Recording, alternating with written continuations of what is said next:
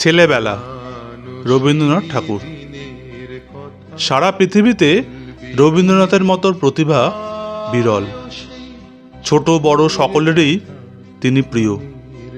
তার ছেলেবেলার সেই স্মৃতি তিনি ছেলেবেলা গদ্যাংশটিতে সুন্দরভাবে লিখে গেছেন। আজকের পাঠ ছেলেবেলা, পর্ব ১। আমি জন্ম নিয়েছিলুম সেকেলে কলকাতায়। শহরে স্যাঁকড়া গাড়ি ছুটছে তখন ছড় ছড় করে ধুলো উড়িয়ে। দড়ির চাবুক পড়ছে হাড় বের করা ঘোড়ার পিঠে। না ছিল ট্রাম, না ছিল বাস, না ছিল মোটর গাড়ি। তখন কাজের এত বেশি হাঁসফাঁসানি ছিল না। রয়ে বসে দিন চলতো। বাবুরা অফিস যেতেন কোষে তামাক টেনে নিয়ে পান চিবোতে চিবোতে। কেউ বা পালকি চড়ে, কেউ বা ভাগের গাড়িতে। যারা ছিলে টাকাওয়ালা তাদের গাড়ি ছিল তকমা আঁকা, চামড়ার আধ ঘমটাওয়ালা। কোচ বাক্সে কোচমান বসত, মাথায় পাগড়ি হেলিয়ে। দুই দুই সহিস থাকতো পিছনে, কোমরে চামড় বাঁধা। হেই ও শব্দে চমক লাগিয়ে দিত পায়ে চলতি মানুষকে। মেয়েদের বাইরে যাওয়া আসা ছিল দরজাবন্ধ পালকির হাঁপ ধরানো অন্ধকারে। গাড়ি চড়তে ছিল ভারী লজ্জা। রোদ বৃষ্টিতে মাথায় ছাতা উঠত না। কোনো মেয়ের গায়ে সেমিজ পায়ে জুতো দেখলে সেটাকে বলতো মেম সাহেবি, তার মানে লজ্জা শরমের মাথা খাওয়া। কোনো মেয়ে হঠাৎ যদি পড়তো পরপুরুষের সামনে, ফস করে তার ঘোমটা নাবতো নাকের ডগা পেরিয়ে। জিভ কেটে চট করে দাঁড়াতো সে পিঠ ফিরিয়ে।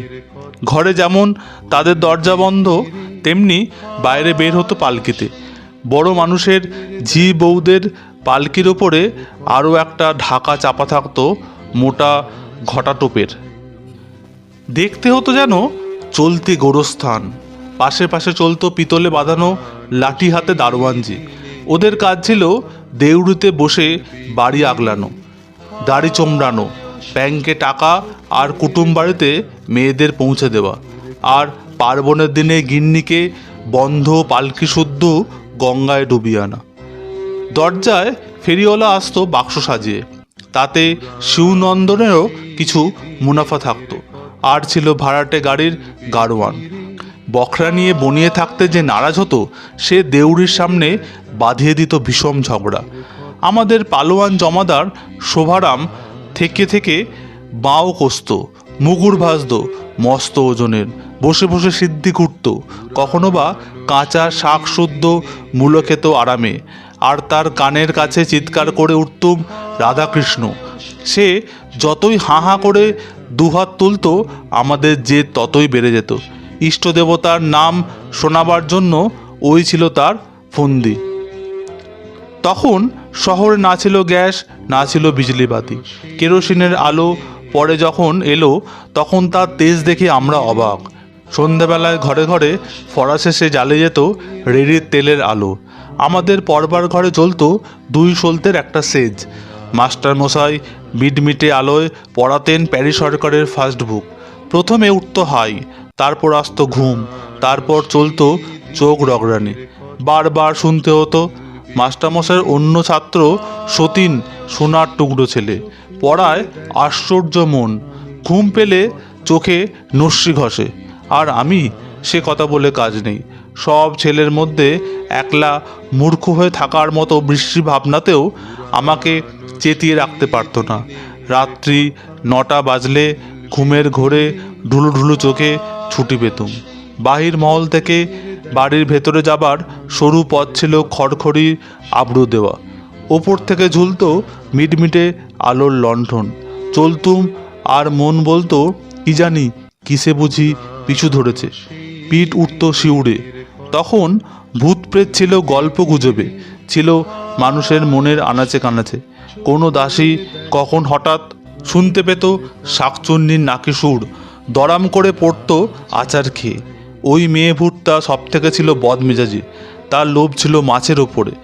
বাড়ির পশ্চিম কোণে ঘন পাতাওয়ালা বাদাম গাছ, তারই ডালে এক পা আর অন্য পাটা তেতলার কার্নিশের ওপরে তুলে দাঁড়িয়ে থাকা একটা কোন মূর্তি।